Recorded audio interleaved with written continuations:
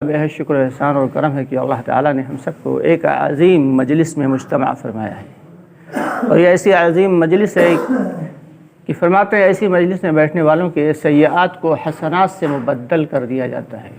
یعنی جو لوگ ایسی مجلسوں میں، دین کی مجلسوں میں بیٹھتے ہیں، اللہ تعالیٰ ان کے گناہوں کو نیکیوں سے تبدیل کر دیتے ہیں، اور بار بار جو لوگ ایسی مجلسوں میں بیٹھتے رہیں تو اللہ رب العالمین ان کی مغفرت فرما دیتے ہیں۔ اللہ تعالیٰ ان تمام فضائل کے یقین کے ساتھ ہم سب کو بار بار ایسی مجلسوں میں بیٹھنے کی توفیق عطا فرمائے۔ دوستو، یہاں پہ کوئی وعظ و تقریر کرنا مقصد نہیں ہے، مقصد کیا ہے؟ یہ ایمان کا مذاکرہ ہے۔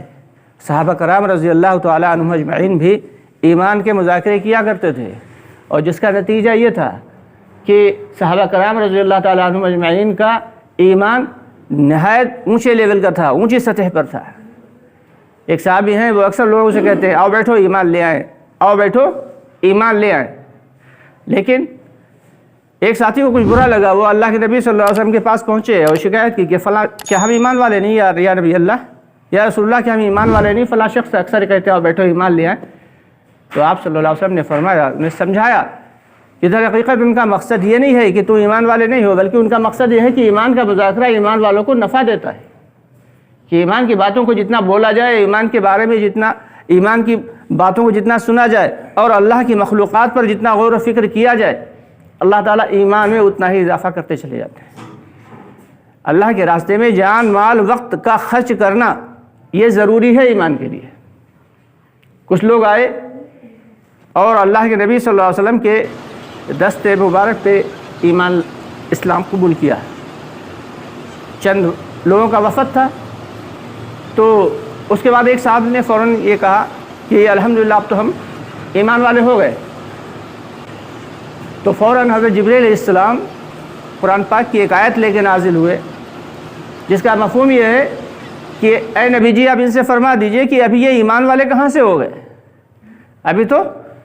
ابھی تو یہ اسلام لا کے انہوں نے اسلام کو قبول کیا ہے، اب یہ مسلمان ہوئے ہیں، ابھی ایمان والے تو تب ہوں گے جب اپنی جان مال وقت کو لے کے اللہ کے راستے میں نکلیں گے اور اللہ کے راستے میں جد و جہد کریں گے، تب ایمان والے ہوں گے۔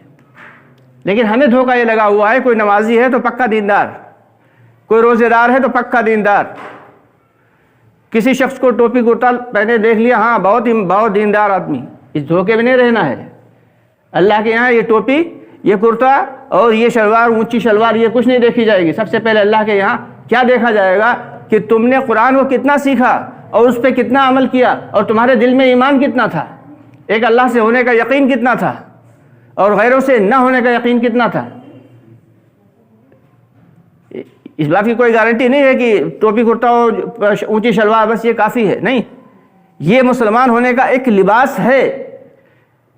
اسلام اور ایمان دو الگ الگ چیزیں ہیں۔ اسلام ظاہر ہوتا ہے، ایمان ظاہر نہیں ہوتا۔ اسلام کیا ہے کہ ہمارا پہناوا ایسا ہو، لوگ دیکھیں کہ یہاں الحمدللہ یہ مسلمان ہے۔ اسلام کیا ہے کہ ہم مسجد میں آئے، نماز پڑھے، یہ ایک مسلمان کی نشانی۔ روزہ رکھا، یہ مسلمان کی نشانی۔ حج کے لیے گئے، مسلمان کی نشانی۔ ایمان کی نشانی کیا ہے؟ ایمان کا پیمانہ کیا ہے؟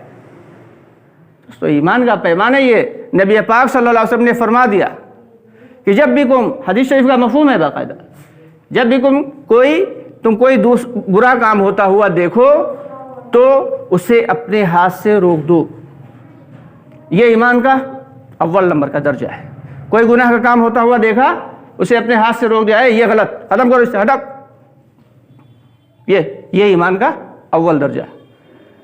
دوسرا درجہ کیا ہے کہ اگر اتنی سخت نہیں ہے، اتنی بھی سخت نہیں ہے، تو کم از کم اسے اپنی زبان سے روک دو، بھائی یہ جو تم کر رہے ہو یہ ہے غلط، یہ کام جو کر رہے ہو یہ غلط ہے، یہ نہیں ہونا چاہیے۔ زبان سے کہہ دیا، یہ ایمان کا دوسرا درجہ۔ اس کے علاوہ ایک تیسرا درجہ بھی ہے جو سب سے ہلکا، سب سے نچلی پاودان پہ، کہ اسے کم از کم دل سے برا سمجھو۔ لیکن افسوس کی بات تو یہ ہے ہم لوگ اس تیسرے درجے پر بھی نہیں ذرا غور کریں کہ کہیں گناہ کا کام ہوتا ہوا دیکھتے ہیں تو کیا واقعی ہمارا دل میں کڑھن ہوتی ہے؟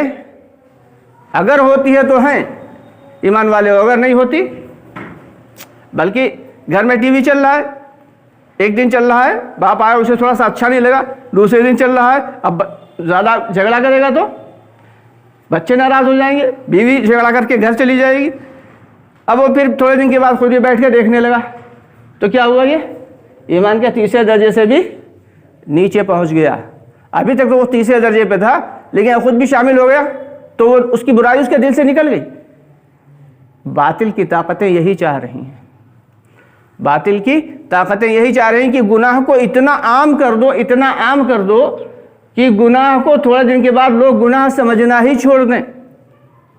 آپ غور کریں، جو ٹی وی کے اوپر پہلے پروگرام آتے تھے اور اب جو پروگرام آتے ہیں، باپ بیٹے سب بیٹھ کے آرام سے دیکھتے ہیں۔